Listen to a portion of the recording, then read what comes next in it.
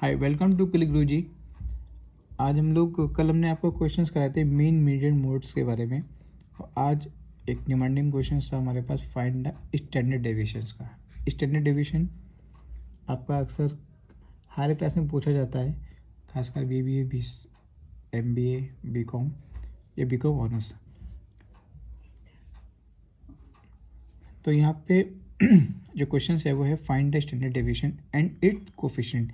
तो पहले तो हम बात करते हैं स्टैंडर्ड डेविएशंस के बारे में, उसके बाद हम कोफिशिएंट को फाइंड करेंगे। सो आपको क्वेश्चन को इस टाइप से दे रखा होगा और आपको सिंपल मेथड मैं आपको एक ही फॉर्मूले से बताऊंगा, जिससे कि आपको एग्जाम में कैसा भी क्वेश्चन आए आपको इसी मेथड से आपको सॉल्व कर देना है। क्वेश्चन मान लीजिए सपोज करिए आ जाता है इस टाइप से, एज दे रखिए इन ईयर्स में 10, 15, 20, 25, 30 and 35। Number of people they रखे हैं 5, 4, 15, 25, 10, 8। क्लियर। सो आप इसको इस टेबल्स में इस टाइप से इसको बना लीजिए। ठीक है, अब क्या करना है आपको, आपस में इनकी मल्टीप्लाई करनी है। 10 की 5 से करेंगे, कितना आ जाएगा बेटा 50। 15 की 4 से करेंगे, कितना आ जाएगा 60। 20 की 15 से करेंगे, कितना आ जाएगा 300। देखिए लिखेंगे इस टाइप से ताकि आपको ऐड करने में दिक्कत नहीं आएगी। जब इसका सम करेंगे तब आपको दिक्कत प्रॉब्लम नहीं आएगी। 25 को 25 से करेंगे तो कितना आ जाएगा 625। 30 की 10 से करेंगे तो कितना आएगा बेटा 300। 35 की 8 से करेंगे बेटा कितना आ जाएगा 280। क्लियर नहीं आता है, कोई डाउट तो नहीं? ओके, चलिए मैं इसका सम कर देता हूँ। ये क्या जगह सिग्मा FX, इन सबको ऐड कर लीजिए। ऐड करने पर वैल्यू आ जाएगी आपकी 1615। ठीक, ऐड तो कर लेंगे आप लोग आराम से। अब ऐड इसको भी करना पड़ेगा, फंक्शंस वाली वैल्यू को, इसको ऐड कीजिए तो n इज इक्वल टू, सबको ऐड करेंगे तो कितना आ जाएगा बेटा 67। कितना आ जाएगा बेटा 67। क्लियर यहाँ तक? ओके, अब ये तो आपने सिंपल कर दिया, लेकिन ये हमें नीड क्या है इसकी। पहले हमें इस क्वेश्चन में क्या निकालना है, मेन निकालना है। X bar equal to sigma FX upon n। ठीक है, तो अब FX आपके पास आ गया है, n आपके पास आ गया, इसलिए हमने पहले इन लोग के आपस में मल्टीपल किया है इसको। तो अब हम क्या करते हैं, इसकी वैल्यू लिखिए, कितनी आएगी 1615 अपॉन 67। डिवाइड कर लेंगे, जब उसको डिवाइड करेंगे तो वैल्यू आ जाएगी आपकी 24.1। ये क्या आ गया आपके पास मीन, लेकिन ये आंसर नहीं आया आपके पास। आंसर निकालने के लिए क्या करना पड़ेगा आपको, और आपको इसमें मीन नहीं, आपको तो वैल्यू क्या निकाली थी, स्टैंडर्ड डेविएशंस। तो स्टैंडर्ड डेविएशंस को हम लोग इस सिंबल से डिनोट करते हैं। इसका फॉर्मूला होता है अंडर रूट में sigma FX square, sigma FX square मतलब एक्स स्क्वायर, सिर्फ एक्स स्क्वायर अलग है, होल स्क्वायर वाला ये, upon n minus sigma FX upon n का होल स्क्वायर। ये सिर्फ एक्स स्क्वायर है, ये होल स्क्वायर है। ये दो फॉर्म मतलब इस टाइप के फॉर्मूले को, स्टैंडर्ड डेविएशंस के फॉर्मूले को आपको याद रखना है, रिमेंबर रहेगा। ठीक है, रिमेंबर। ओके, अब क्या करना है आपको, इसमें वैल्यू रखनी है आपके पास। इसमें सिंपल तरीके से आप उसकी वैल्यू को आप पुट कर देंगे। अब इसके लिए क्या करना पड़ेगा, पहले आपको इसकी वैल्यू चाहिए होगी, है ना।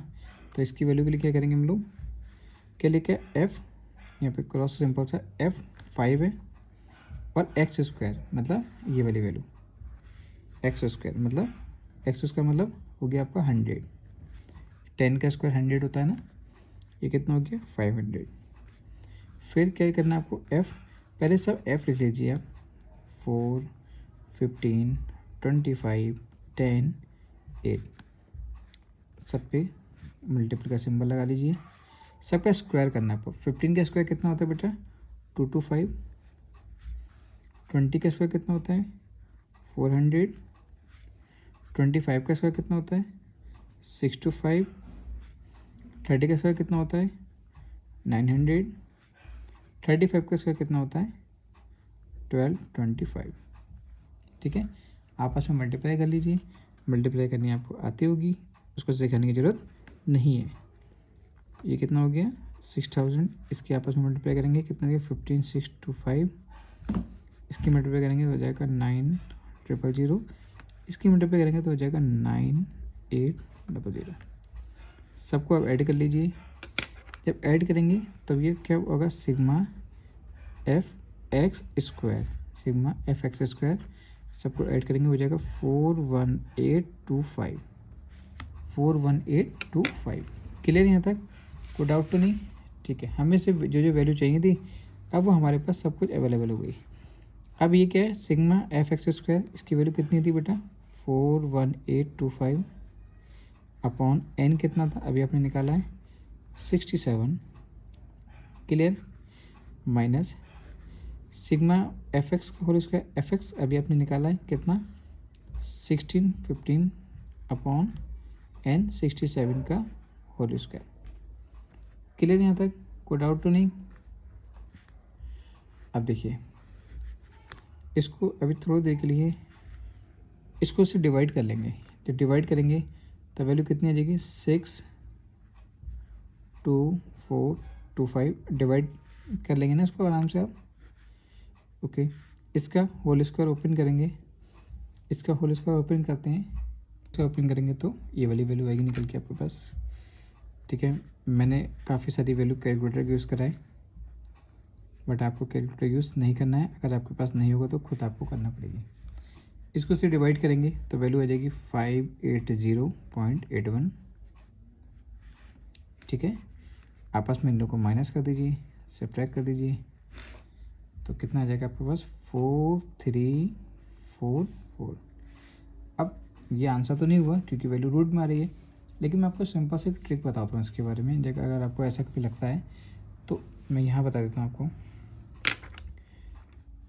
ये 46 किसके नियर है? आप अगर मैं 6 का स्क्वायर करता हूँ तो बेटा कितना आएगा 36, और मैं 7 का स्क्वायर करूँगा तो कितना आएगा 49।